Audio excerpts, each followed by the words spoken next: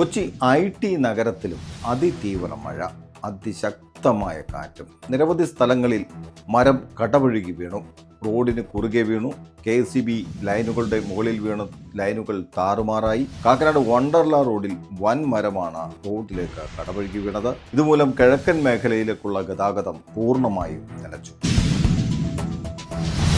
ഇത് Kakkanad bus stand പരിസരമാണ്. ഇവിടേക്ക് അതിതീവ്ര മഴയാണ്. അതുപോലെ തന്നെ താഴ്ന്ന പ്രദേശങ്ങളായ തുതിയൂർ കരിയിൽ കോളനി, അവിടുത്തെ വീടുകളാണ് ഈ കാണുന്നത്. വീടുകളുടെ അകത്തൊക്കെ വെള്ളം കയറി ഈ വീടുകളുടെ അകത്തൊന്നും താമസിക്കാൻ പറ്റാത്ത ഒരു അവസ്ഥയാണ്. ഇത് കാക്കനാട് വണ്ടർല റോഡിൽ മരം വീണതാണ് ഈ കാണുന്നത്. ഇത് തൊട്ടടുത്ത് തന്നെ KCB ലൈനിലേക്ക് വൻ മരം വീണ ഈ ലൈനുകളൊക്കെ താഴെ കിടക്കുന്നതാണ് ഈ കാണുന്നത്.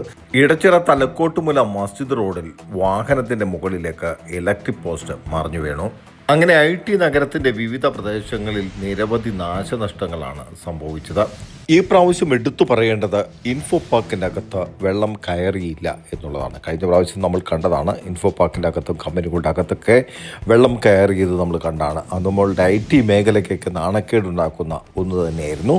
ഏതായാലും ഈ പ്രാവശ്യം മഴ തുടങ്ങുന്നതിന് മുമ്പ് തന്നെ കടമ്പറയാറിലെ കോയിച്ചിറ ബണ്ട് നേരത്തെ തന്നെ നീക്കം ചെയ്തു. അതുകൊണ്ടാണ് നീരൊഴുക്ക് സുഗമമായത്. നമ്മുടെ തൃക്കാക്കരയുടെ വിവിധ പ്രദേശങ്ങൾ വെള്ളക്കെട്ടിനുള്ള കാരണം മഴക്കാലപൂർവ്വ ശുചീകരണ പ്രവൃത്തികൾ നേരത്തെ ചെയ്തില്ല എന്നുള്ളതാണ്. ഏതായാലും ഈ ഒരു കോയിച്ചിറ ബണ്ട്, നമ്മൾ ഇപ്പോൾ കാണുന്ന ഈ ഒരു കോയിച്ചിറ ബണ്ട് പൊട്ടിച്ചതുകൊണ്ട് കൃത്യമായിട്ടുള്ള നീരൊഴുക്ക് നമുക്ക് വ്യക്തമായിട്ട് കാണാം. കടമ്പറയാറിൽ നല്ല പോലെ നീരൊഴുക്കുണ്ട്.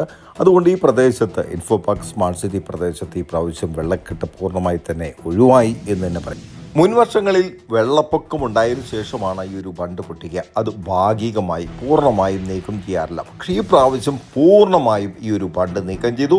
അതുകൊണ്ട് ഇൻഫോ പാർക്ക് സ്മാർട്ട് സിറ്റി പ്രദേശത്ത് അല്ലെങ്കിൽ ഇൻഫോ പാർക്കിൻ്റെ അകത്ത വെള്ളക്കെട്ട് ഒഴിവായി. ഈ പ്രാവശ്യം മഴക്കാല പൂർവ്വ ശുചീകരണ പ്രവൃത്തികൾ തൃക്കാക്കരയുടെ വിവിധ പ്രദേശങ്ങളിലെ തോടുകൾ, ഓടകളെല്ലാം ക്ലീൻ ചെയ്യുന്നതിനുള്ള നടപടിക്രമങ്ങൾ വൈകി.